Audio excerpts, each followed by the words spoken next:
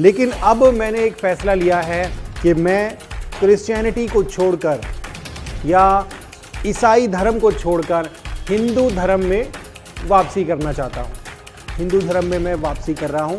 आपने बिल्कुल सही सुना, मैं क्रिश्चियनिटी को छोड़ रहा हूँ और हिंदू धर्म में वापसी कर रहा हूँ। ये सारी घटनाएं देखकर मैंने तय किया कि मैं क्रिश्चियनिटी को छोड़कर हिंदुइज्म में वापस जा रहा हूँ। आज हम आपको दिखाएंगे कैसे प्रभु यीशु मसीह के सच्चे दास ने घर वापसी कर ली, मतलब ईसाई धर्म को छोड़कर वो हिंदू धर्म में आ चुके हैं। जब आप उस वीडियो को देखोगे तो आप सचमुच हिल जाओगे, इसलिए आप सभी उस वीडियो को पूरा जरूर देखें। आप सभी उस वीडियो को देख सकते हैं।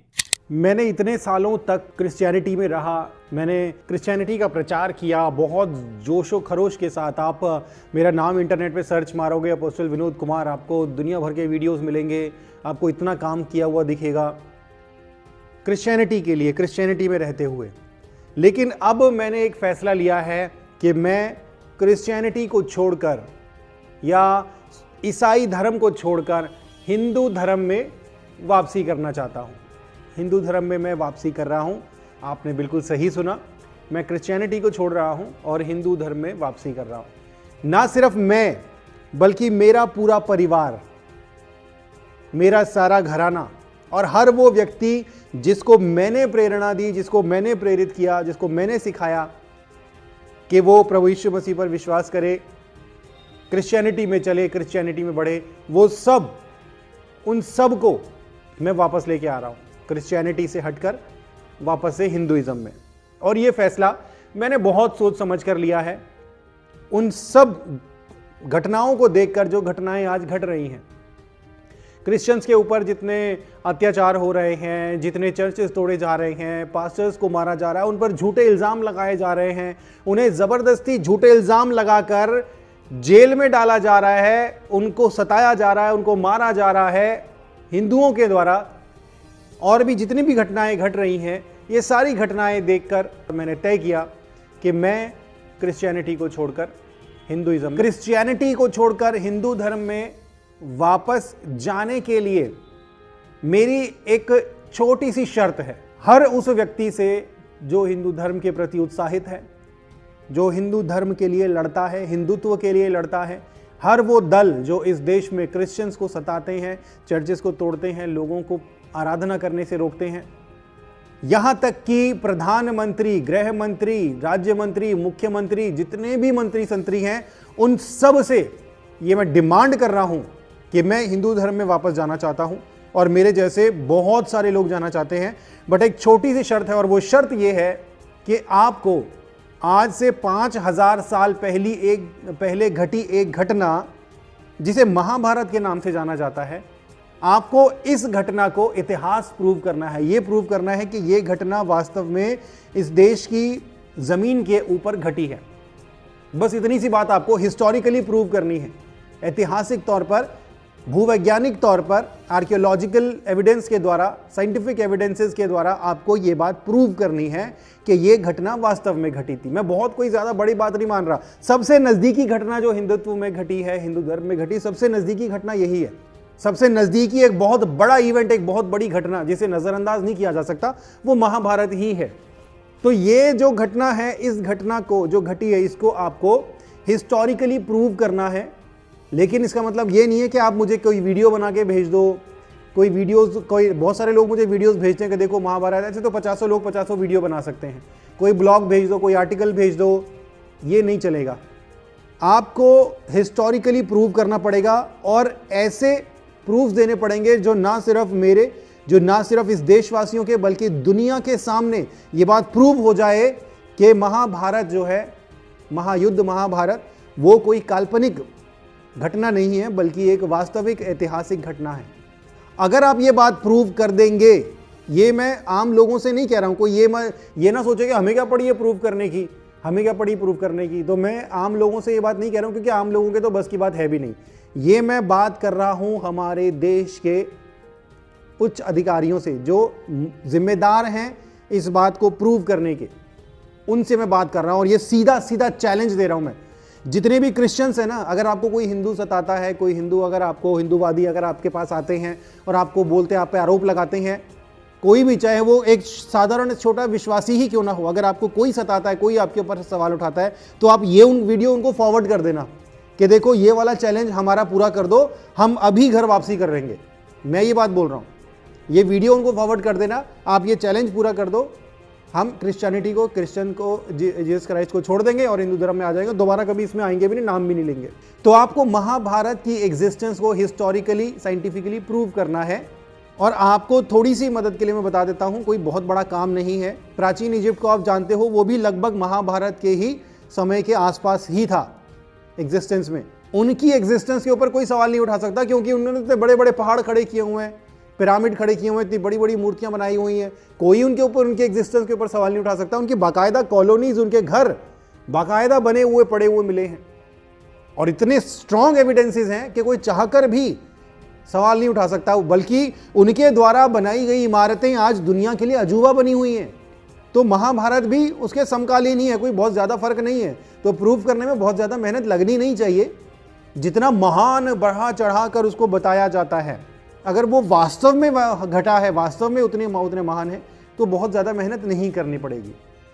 तो आप इसको प्रूव कीजिए, और उसके बाद देखिए, मैं वादा कर रहा हूँ, इसको ऑन रिकॉर्ड ये चीज़ का वादा कर रहा हूँ कि मैं ऐसा प्रचार करूँगा हिंदू धर्म का, मुसलमानों में भी, क्रिश्चियंस में भी। आपने मेरे वीडियोस देखे हैं, ना तो मैं किसी से डरता हूँ, ना मैं किसी की परवाह करता हूँ। मुझे जो करना है मैं वही करता हूँ। मैं बीच चौराहे में जाकर प्रचार करता हूँ, मैं जो मेरे दिल में है वो करता हूँ। मैं गाड़ियों के छतों पर चढ़कर प्रचार करता हूँ। ना मुझे कोई झिझक होती, ना मैं किसी से डरता हूँ, ना मैं किसी की परवाह करता हूँ। ये मैं अब तक क्रिश्चियनिटी के लिए करता रहा हूँ। लेकिन अगर आप ये प्रूव कर देते हो, या हमारे देश की गवर्नमेंट या मंत्री संतरी जो भी इसके लिए जिम्मेदार हैं, वो इस बात को प्रूव कर देते हैं, तो ये और इससे भी ज़्यादा बढ़ चढ़ कर मैं हिंदुइज्म का प्रचार करूँगा। ये मैं आज इसको ऑन रिकॉर्ड कह रहा हूँ। तो बहुत सारी बातें हैं, बट आपको प्रूफ क्या क्या करना है कि कुरुक्षेत्र के मैदान में जहाँ महाभारत का युद्ध हुआ था, 1 अरब 60 करोड़ से भी ज़्यादा लोग, यानी हमारे पूरे के पूरे देश की वर्तमान समय में जितनी आबादी है, उससे भी ज़्यादा लोग कुरुक्षेत्र के मैदान में पाए गए।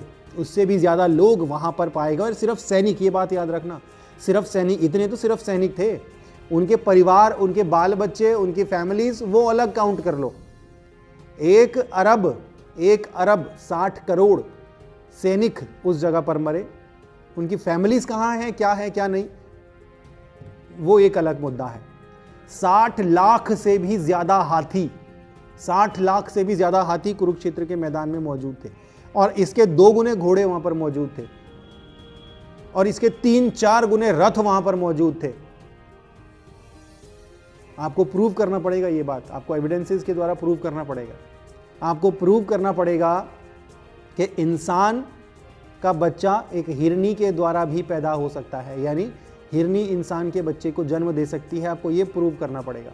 आपको ये प्रूव करना पड़ेगा कि पत्ते से भी इंसान का बच्चा पैदा हो सकता है। आपको ये प्रूव करना पड़ेगा कि जो सूर्य है ना, आसमान में सूर्य चमक रहा है, ये वास्तव में कोई प्लैनेट नहीं है, ये कोई आग का गोला नहीं है, ये वास्तव में एक देवता है जो इंसान का रूप धर के, इंसान के रूप में इस दुनिया में आ सकता है और स्त्रियों के साथ संतान उत्पत्ति भी कर सकता है। आपको प्रूव करना पड़ेगा ये, साइंटिफिकली, आर्कियोलॉजिकली, हर तरीके से आपको प्रूव करना पड़ेगा कि गंगा नदी वास्तव में नदी नहीं है, वो वास्तव में एक देवी है, जो कभी कभी अपनी इच्छा के अनुसार वहाँ से इंसान के स्त्री के रूप में वहाँ से बाहर भी आ सकती है और पुरुष के साथ संतान भी उत्पत्ति कर सकती है। आपको ये सारी चीज़ें और बहुत सारी चीज़ें हैं, वो लिस्ट में, और लंबी लिस्ट अगर चाहिए तो मैं दे दूंगा, कोई दिक्कत नहीं, मेरी वेबसाइट के ऊपर आर्टिकल है। तो ये चीज़ें आपको प्रूव करनी पड़ेंगी, और अगर आप ये चीज़ें प्रूव कर देते हो, मैं बता रहा हूँ पूरी दुनिया में हाहाकार मच जाएगा, दुनिया से सारे धर्म ही खत्म हो जाएंगे, सिर्फ हिंदुइज्म ही पूरे दुनिया में होगा। सारे हिंदूवादियों से बोल रहा हूँ मैं ये बात, जितने बजरंग दल, ये दल, वो दल, हिंदू युवा वाहिनी, जितने भी दल हैं, मैं आप सब से ये बात कह रहा हूँ। ये मैं तब कह रहा हूँ जब मैं हिंदू धर्म में वापसी करना चाहता हूँ, क्रिश्चियनिटी को छोड़कर। अगर आपने ये बात प्रूव कर दी तो बहुत धमाका हो जाएगा, मैं और मेरे जैसे सब लोग हिंदुइज्म में आ जाएंगे। लेकिन लेकिन लेकिन अगर आप महाभारत की एग्जिस्टेंस को, उस घटना को आप हिस्टोरिकली, साइंटिफिकली, आर्कियोलॉजिकली आप प्रूव नहीं कर पाए, अगर तो नतीजा ये निकलेगा कि महाभारत वास्तव में घटी एक घटना नहीं है, बल्कि एक काल्पनिक घटना है जिसका सच्चाई से कोई वास्ता नहीं है। तो महाभारत एक काल्पनिक घटना हो जाएगी। और अगर महाभारत काल्पनिक घटना हुई तो महाभारत में सिर्फ महाभारत नहीं, महाभारत में कृष्ण भी थे। महाभारत काल्पनिक है तो कृष्ण भी काल्पनिक है। कृष्ण कभी एग्जिस्ट किया ही नहीं। कृष्ण भी अपने आप काल्पनिक हो जाएंगे क्योंकि कृष्ण भी थे।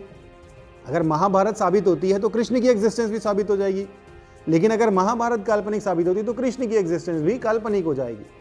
और अगर कृष्ण काल्पनिक हैं, सच्चाई नहीं है, सत्यता नहीं है, तो राम भी काल्पनिक हो जाएंगे।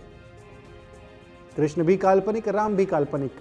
हिंदुइज्म, हिंदुत्व के दो महानायक, महादेवता।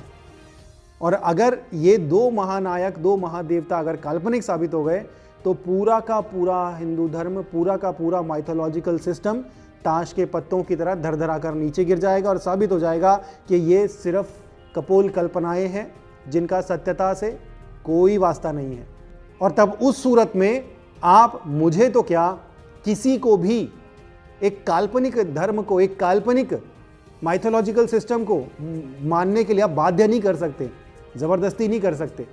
जीसस क्राइस्ट की एग्जिस्टेंस को दुनिया का कोई भी इंसान नकार नहीं सकता, क्योंकि वो सारे evidences, historical evidences, archaeological evidence, सब कुछ हमारे सामने है। तो एक काल्पनिक ईश्वरों को मानने से अच्छा ऐसा है ना कि हम ऐसे ईश्वर को माने जिसको सारी दुनिया मानती है, सबसे ज़्यादा आबादी है और जो प्रार्थनाओं को सुनता है, जो उत्तर देता है, फिर तो एक अच्छे हिस्टोरिकल और एक अच्छे प्रूवन गॉड को मानना ज़्यादा फायदेमंद है। यहाँ पर तो काल्पनिक ईश्वर हैं, हम प्रार्थना कर रहे हैं हे ईश्वर दया करो दया करो, वहाँ तो कोई है ही नहीं, वो तो काल्पनिक है, तो वो देंगे क्या, वो जवाब कहाँ से देंगे। तो इसलिए ये बहुत ज़्यादा क्रूशियल पॉइंट है, बहुत ही ज़्यादा एक इम्पॉर्टेंट बात है। आप इसको बिल्कुल हल्के में मत लेना। मेरी ये वीडियो बहुत सारे लोग देखेंगे, अगर आप इसको हल्के में लोगे तो आप ही का नुकसान होगा। इस वीडियो को पहुंचा दो प्रधानमंत्री, राज्य मंत्री, गृह मंत्री, जिस मर्जी तक पहुंचा दो, सब तक पहुंचा दो इस वीडियो को। इतना शेयर करो इस वीडियो को कि ये सबके, हर एक उस व्यक्ति के पास जो क्रिश्चियनिटी को दबाने, कुचलने, झूठे इल्ज़ाम लगाने के पैसा देते हैं, भोले वाले लोगों को बेवकूफ़ बनाते हैं, ये वो 50 तरह के झूठे इल्ज़ाम लगाते हैं, उन सबको ये वीडियो दिखा दो। उनको बोलो कि भैया हम हिंदुइज्म में आने को तैयार हैं, मैं क्रिश्चियन पास्टर हूँ, मैं क्रिश्चियन विश्वासी हूँ, बट अगर आप ये शर्त पूरी कर देते हो तो हम हिंदुइज्म में आज ही आ जाएंगे। लेकिन पूरी नहीं कर पाए तो आज के बाद दोबारा हमें कभी भी परेशान करने यहाँ आना मत, क्योंकि हम काल्पनिक ईश्वर को तो भैया नहीं मानेंगे। हम सच्चे ईश्वर को मानेंगे जिसने पूरी दुनिया पर छाप छोड़ी है, दुनिया में सबसे ज़्यादा आबादी जिसको मानने वालों की है। तो मैं आशा करता हूँ कि आप मेरी इस बात को गंभीरता से लेंगे, मेरे इस चैलेंज को पूरा करेंगे, और मैं वेट करूंगा कि आप कब इस चैलेंज को आप सभी इस वीडियो को भी छोड़ के ना जाए, आप सभी इस वीडियो को पूरा जरूर देखें। जैसा कि आपने वीडियो में देखा कैसे सच्चे प्रभु यीशु मसीह के दास ने ईसाई धर्म को छोड़कर हिंदू धर्म में आए। आपको हम बताना चाहते हैं, प्रभु यीशु मसीह का वचन कहता है मार्ग, सत्य और जीवन प्रभु यीशु मसीह है, और प्रभु यीशु मसीह का वचन कहता है जो अंत तक धीरज धरे रहेगा उसी का उद्धार होगा।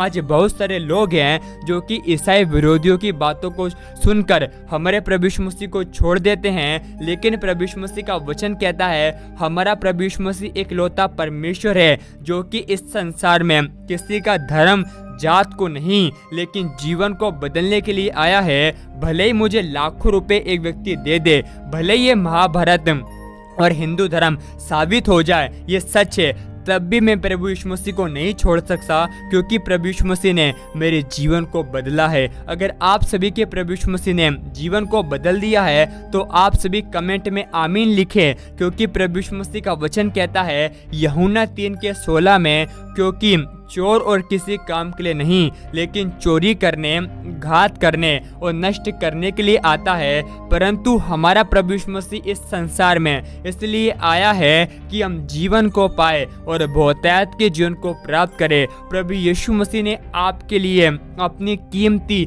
लहू को बहाया है, और प्रभु यीशु मसीह ईसाई विरोधियों से बहुत प्यार करता है। और प्रभु यीशु मसीह का वचन कहता है क्योंकि परमेश्वर ने जगत के नीचों को और तुच्छों को जो है भी नहीं है उनको चुन लिया है, ताकि जो हैं और घमंड करते हैं उन्हें लज्जित करे। आपको हम बताना चाहते हैं हमारे प्रभु यीशु मसीह की इच्छा है हम में से कोई भी नाश न हो, लेकिन अनंत जीवन को हर एक व्यक्ति प्राप्त करे। जो आज प्रभु यीशु मसीह के नाम का विरोध करते हैं, उन सभी की आंखें इस संसार के ईश्वरों ने अंधी कर दी है, ताकि सत्य जो कि हमारा प्रभु यीशु मसीह है उसे ना पहचान पाए। आपको वीडियो कैसा लगा आप हमें कमेंट में ज़रूर बताएं, और आप सभी इस वीडियो को एक व्यक्ति के साथ जरूर शेयर करें, ताकि वह व्यक्ति आपको नरक की आग से बचाया जाए और सत्य को पहचान सके। क्योंकि प्रभु यीशु मसीह का वचन कहता है, जब तुम सत्य को जानोगे तो सत्य तुम्हें स्वतंत्र कर देगा। प्रभु यीशु मसीह का वचन कहता है यूहन्ना 3:16 में, क्योंकि परमेश्वर ने जगत से ऐसा प्रेम रखा कि अपना एकलौता पुत्र दे दिया, ताकि जो कोई उस पर विश्वास करे वह नाश न हो, लेकिन सब अनंत जीवन को और बहुतायत के जीवन को प्राप्त कर सके। और प्रभु यीशु मसीह का वचन कहता है, धन्य हो तुम जब मनुष्य मेरे कारण तुम्हारी निंदा करे, तुम्हें सताए, तब आनंदित होना, क्योंकि स्वर्ग में तुम्हारे लिए बड़ा प्रतिफल है। जब आप प्रभु यीशु मसीह के लिए सताओं को सहते हैं, तो प्रभु यीशु मसीह आपको जीवन का मुकुट देते हैं जो कभी भी नहीं मुरझाता। क्योंकि प्रभु यीशु मसीह का वचन है मेरे प्रिय भाइयों, हिया बांधो, दृढ़ रहो और परमेश्वर का में सर्वदा बढ़ते जाओ, यह जानते हुए कि तुम्हारा परिश्रम प्रभु यीशु मसीह में व्यर्थ नहीं है। जब आप प्रभु यीशु मसीह से प्रार्थना करते हैं, ये भी आपका व्यर्थ नहीं है, क्योंकि हमारा परमेश्वर प्रतिफल देने वाला परमेश्वर है। आप सभी प्रभु यीशु मसीह के पीछे चलते रहे। आप सभी हमारे YouTube चैनल को सब्सक्राइब कर ले। क्या पता एक प्रभु यीशु मसीह का वचन आपकी पूरी जिंदगी को बदल दे। प्रभु यीशु मसीह आप सभी को बहुत आशीष दे।